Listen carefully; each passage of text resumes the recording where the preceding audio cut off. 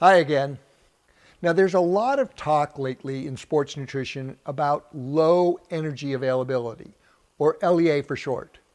And this goes hand in hand with the hype around the hyper high carb fueling used by the pros and the elite endurance athletes. And in a recent video in Ultra Running Magazine, you can see the solution is simple. Eat more and eat more often with the emphasis on carbs, in order that you can get your caloric intake to meet your caloric expenditure. Calories in, calories out. Simple solution, right? And guess what? I have to agree that this simple message actually works in the short run. But there's a catch, a big catch these sports nutritionists miss if you think you might be developing LEA. And that is, are you unlocking the thousands of onboard calories you have stored as body fat? And what's so frustrating for me when I watch these and other credentialed nutritional experts make these oversimplified recommendations is another physiological fact everyone is missing. And that is the constant snacking, fueling, and meals of high carbs recommended to prevent LEA are actually driving LEA from a hormonal perspective. Got that? Yes, a big reason you have LEA or might be developing it is in large part what you've been led to believe is the solution. All those carbs all the time. You see, your body is far more complex, multidimensional, and dynamic than the simple solution would have you believe. So let's take a more comprehensive look. Doesn't that make sense? Certainly, you need energy to perform. And yes, you need to consume enough energy to meet the energy demands of training and competition. And concentrated forms of carbohydrates in the diet, and especially for fueling, are necessary. But ahead of the fueling, we need to consider metabolism and physiology. There is this ebb and flow to energy storage and energy release nature has honed in us through millions of years of evolutionary biology to prevent LEA. And ironically, it is the constant snacking of high calorie, high carbohydrate foods in conjunction with the chronic stressors of the modern world that are hormonally impacting the potential for this natural release of onboard energy to meet the demands of physical activity. That should be your primary energy source. The primary issue is due to chronically elevated levels of insulin and cortisol, which both signal the need to burn higher levels of glucose, and they inhibit the release and metabolism of fat for free fatty acids, ketones, and even glucose to meet the metabolic demand. Furthermore, elevated insulin facilitates fat storage and inhibits its release. And on top of this, elevated insulin helps to signal the conversion of excess dietary carbohydrates to fat through a process called de novo lipogenesis. So a good portion of all those carbs you end up eating in your diet are stored as fat, which is not very efficient and requires even more calories for fueling. Have you ever noticed how so many endurance athletes who end up with LEA also have extra pounds around the middle at the same time? There is an alternative, one based in nature and the science of evolutionary biology. Listen to OFM master coach Tony Konvalin discuss his energy availability for high-level rides on Zwift after an overnight fast and less than 4 grams of carbs that are contained in a pouch of Vespa. So I'll do most all my Zwift rides with nothing, just a cup of coffee in the morning, and then I go ride for an hour to 2 hours. I don't take any carbs during the ride, maybe some electrolytes depending on how long.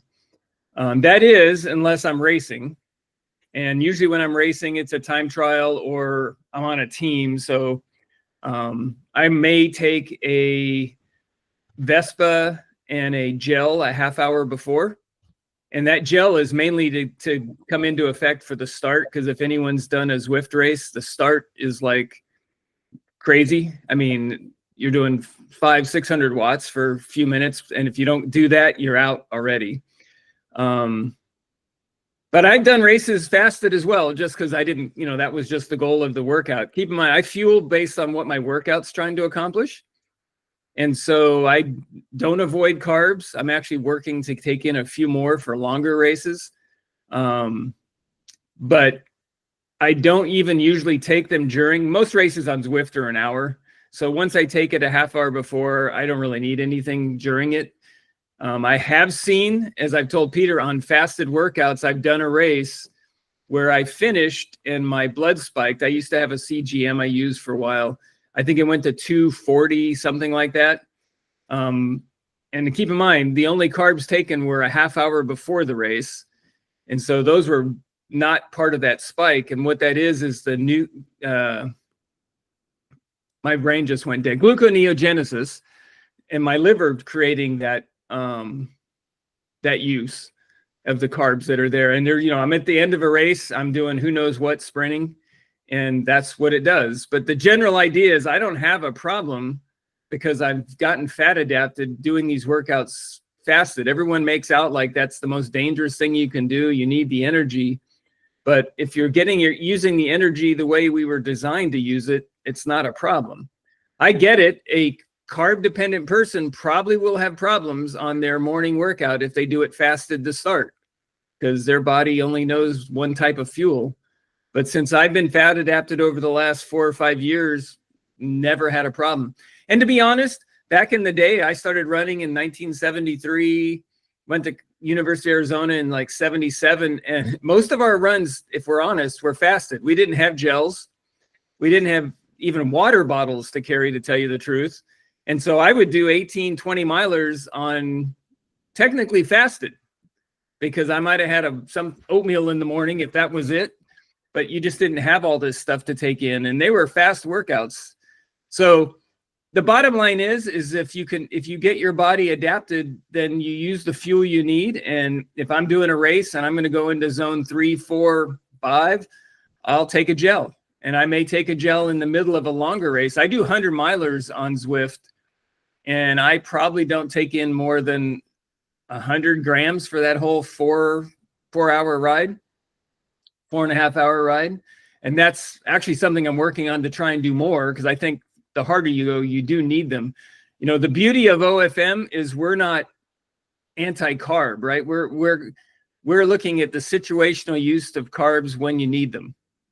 And the more fat adapted you are and working to move that level up of the crossover point, the better off it is, and you save those carbs. And you just need to take in less, so no gut problems. I don't have to carry 50 gels on me when I'm riding. And that's the beauty of OFM. Now, does that sound like low energy availability to you? No, of course not. And what about female athletes? Yes, females are more complicated and more prone to low energy availability, but this is precisely why getting back to and optimizing your foundational physiology is so important. So here's what mom, wife, engineer, ultra runner, gardener, pet sitter, etc., Kate Huber has to say about her experience with LEA and her solution. Despite running sort of 60, 70, 80 Ks a week, sometimes creeping up into the 100K a week, I was putting weight on and always hungry.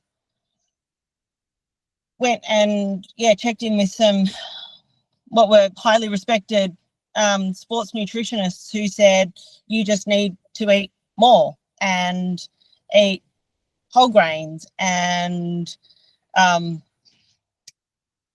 do the more frequent meals and make sure you're eating more. And the more that I ate, the hungrier I got.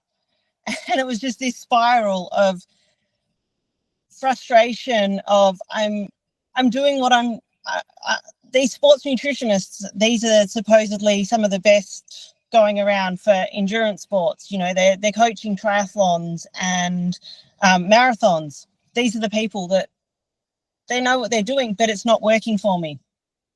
I somehow stumbled across some information on one of the pages on Facebook. I think it was about 2015, and got in touch with David Gretsch, and that sort of started the low carb journey. Then realised that there is a different and better way to doing it, and to fueling, and being able to have better control over periods and that whole hormonal balance, that it doesn't have to just be dead set awful. Yeah, I guess the story is well known with a few of the podcasts that I did, or the podcast that we did mid last year of, I was training, I was on the OFM protocols, and despite trying to get pregnant for sort of 12 months and giving up on it, once we kicked into that OFM protocols, oops, I'm slowing down and don't have any energy because I'm pregnant, surprise. So yeah, it's amazing of how simple it can be, and not having to overcomplicate the eating and the thinking about nutrition, where like yesterday, I got busy during the morning. I think I'd had a coffee, and then from waking up at 6:30, 7 o'clock in the morning, had a coffee, got busy, did a whole lot of things, went for a run at about midday, and went, oh, whoops, I didn't have anything to eat. I think I popped a Vespa before I went for my run, and didn't sort of notice any difference of, just roll with it. And lifestyle of, you don't have to be governed by sitting around eating and following this nutrition plan and bringing food with you and all of that. Now, I'm not implying at all that you don't need to eat, nor do you need to ditch the carbs. You need them all. Getting proper nutrition and enough calories to fuel your sport is vitally important, and carbohydrates do play an important role. But instead, ask yourself this: do you solve a multi-dimensional challenge with a one-dimensional solution? Of course not.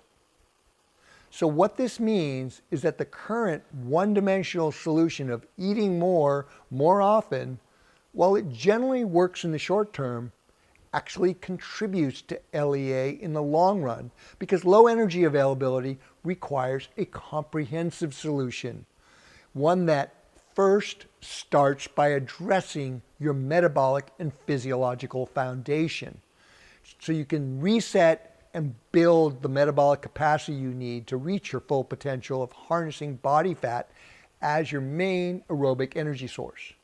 Second, it takes into account that you are an individual, to account for the variabilities that make you you. This includes a gender, but it also includes time spent working, training, and especially downtime, sleep, and recovery, in conjunction with addressing all those chronic stressors of modern life. And third, a solution that uses carbohydrates strategically in the diet and fueling in a dynamic way to provide those adaptive and performance pushes that carbohydrates are known for when appropriate, but minimizing the overconsumption of sugar that leads to metabolic derangement, hormonal disruption, and low energy availability. Now, along with the hundreds of athletes I've helped and collaborated with, we've developed a comprehensive set of solutions to address low energy availability in a way that works for you and on your terms. And a good way to get started is to start by using Vespa to jumpstart your foundational physiology, so that you can experience how steady natural energy flow is really supposed to be, without having to change a thing that except that you won't have to eat and fuel like crazy. And then, if it worked for you, you can begin your journey to reaching your health and performance potential by going through our Metabolic Reset and Performance Adaptation program, which offers a comprehensive, systematic, and highly individualized roadmap to reestablishing your native physiology and then build metabolic capacity to perform at your potential. And if you want personalized metabolic health and performance consulting, we can provide that too.